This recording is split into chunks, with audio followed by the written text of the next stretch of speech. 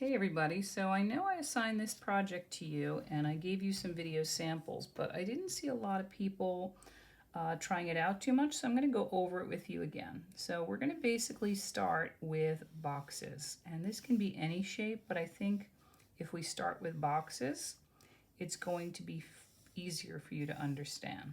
So I've made two here. I'm going to make a dot somewhere in the center, and that's going to be where all my shapes are leading to. So that perspective we use with moonlit path, we're going to try it here with these boxes. It's going to be like a view from above or a view from the side of the boxes as they move into space. So I have 4 to start. So I'm going to just show you that what I'm going to do is any part that would move toward the vanishing point, I'm going to draw to the center. If you prefer, you can use a ruler. See if I have one here. I don't have one here. Let me see if I can use this instead, a straight edge. So what you want to do is you want to see what parts of the box move toward that vanishing point. So you'll notice that I'm going to do these 3 sides because they move into space toward the vanishing point. This side is kind of blocked. It's not see-through, so you can't see that. So here, I can see that this would connect, this would connect, and this would connect. So usually it's 3 sides, sometimes it's 2 sides. And now I'm going to do it with here. I think it's better to use a straight edge just because you can see I was a little off when I was trying to do it freehand. And then here. So in this, you're going to notice because all of these are kind of circulating around the vanishing point, they all meet at the center. If I added one here and it's kind of straight down to the vanishing point, you're going to notice how you won't see the 3 sides. You can only reach the 2 sides down. So in that case, that's the part that you're going to see. So you see? So if I put one out here, let's say I put a box. Same thing, if I put one here, it would look like it was just the 2 faces. So what if I put a box over here like this, and it's kind of blocked by the other box? I'm going to go for the sides that can see down to the vanishing point. That one we know can't. Well, let's see if it can. I'll draw a light line, you can tell. Yeah, I guess it would. There you go. And then this side, I know it would go all the way down to the vanishing point, but there's another box in the way. So I'm going to leave it like that.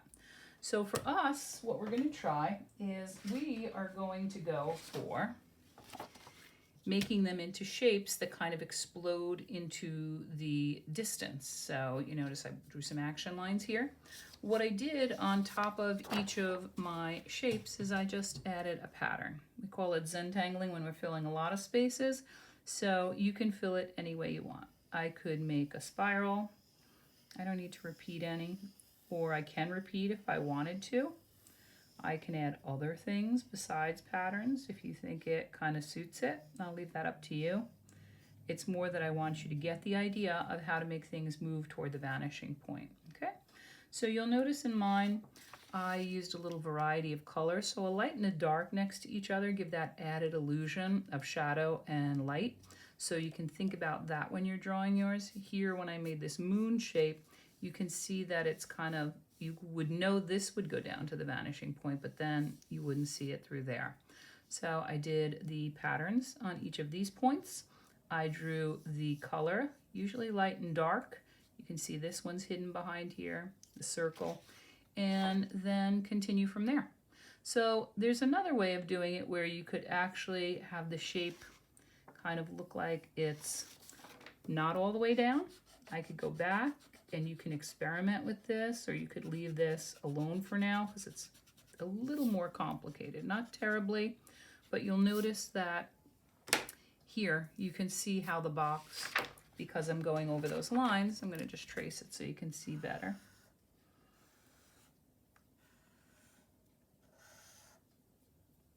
It's like it doesn't go all the way down to the vanishing point. Maybe it broke free. And it gives you that cube shape, and that wasn't my best drawing right there of the line.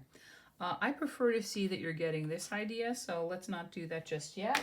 You also have other options. You can see here how I made them into buildings, in which case my windows, they match up with this. They're parallel to the top, and then they're also parallel to the side. So you see how it gets smaller as it vanishes into the distance. So this could be a bird's eye view of the city, shapes floating in outer space, and I even attempted my name. Not loving it so much, but always give it a try if you're willing. Always learning something new. Have fun. I look forward to seeing your finished piece in Shapes or Boxes in Perspective. Okay, guys? That's something to really kind of master now.